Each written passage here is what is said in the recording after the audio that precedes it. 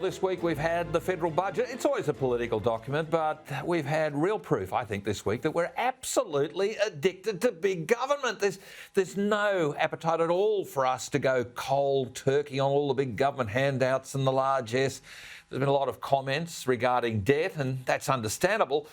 Of course, projected to go close to $1 trillion in a few years' time. $1 trillion, $980 billion. But debt is really not so bad if you're actually doing something substantial with it, building things which become productive, which help to grow the economy, like infrastructure, such as, dams, power stations, ports, rail, roads, things that people who want to invest their money need to get on with the job. It's always been the job of Australian governments to build those things. That is the way this country works. Small population, big landmass.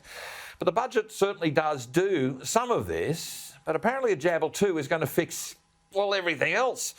A jab or two in your arm, my arm, and wherever else. But look, back to our addiction on government money. The deficit funding used each year, which puts spending on the credit card, is really a bigger problem.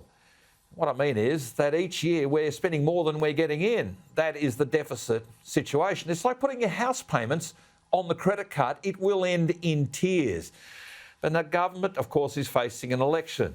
So this never thing is, on the never thing is, of course, what they have to do because they want to keep you and I happy. They don't want to upset us before a poll. But over the next couple of years, something has got to change. The pandemic is cover for this political spend-a-thon, and that's the only way you can call it. But what we really need to do is to stop this paralysis of this pandemic thinking. We've actually got to grow the economy. We've got to turn our back on this victim mentality that many of the states try to promote, and we've got to get on with the business of growing our economy, earning more money so that we can spend, and our debts are paid, and our deficits, spending more than we get in each year, aren't necessary. But the Treasurer, of course, has put a floor under many vulnerable people and some of the political issues that have been causing concern for the government. But this victim mentality, it's been driven loud by Labor state governments, many of them with hundreds of journos hired to get their word out. So let's ditch this victim narrative. Let's signal to entrepreneurs, people who want to put their house on the line to make a difference.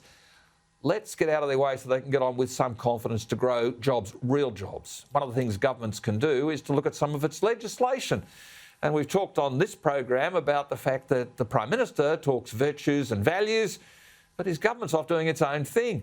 We've got to ditch Malcolm Turnbull's Water Act. I voted for it. It's a bad piece of legislation. It's commoditised the cost of water and made it impossible for new water schemes to actually get up because it, affects the economy of the water industry. The EPBC, the Environmental Protection Biodiversity Code. We've got to tear up Paris. We've got to build coal-fired power stations. We've got to build dams. Now, water and power are actually state responsibilities. And there's been confused signals from the federal government because of international pressures, the red tape, the green tape, or as Queensland Senator Malcolm Roberts likes to call the blue tape, the stuff that's come from the United Nations. These restrictions are damaging our economy. But viewer Anne wrote to me this week and she made it pretty plain, her view. She said, Gary, blaming the states is an absolute cop-out. It seems the feds are more than happy to remain the political equivalent of helium. Inert, not noble. They, the feds, should be making water and power such contentious issues that the states are forced by the punters into actually addressing the problems. And every day there is no movement is a day closer to national constipation. And the cure may well be much less palatable than the disease. I reckon Anne's right. I reckon Anne is on the money.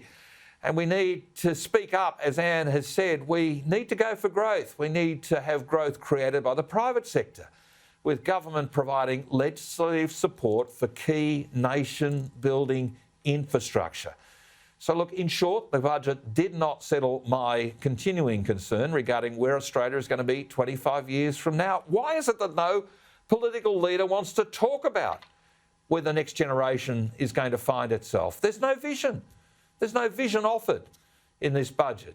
The budget, of course, though, is a working and very political document, and we know that Labor will have put us further in debt and further in the red, And the big risk, of course, is that these uncertain times internationally will mean that any further pursuit of this global warming, climate change, build back better mantra will doom us all.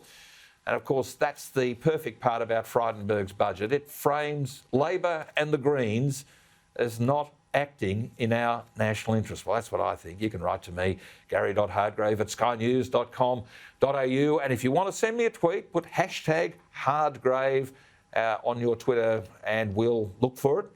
And we'll see whether or not we can, read them out through the course of the night.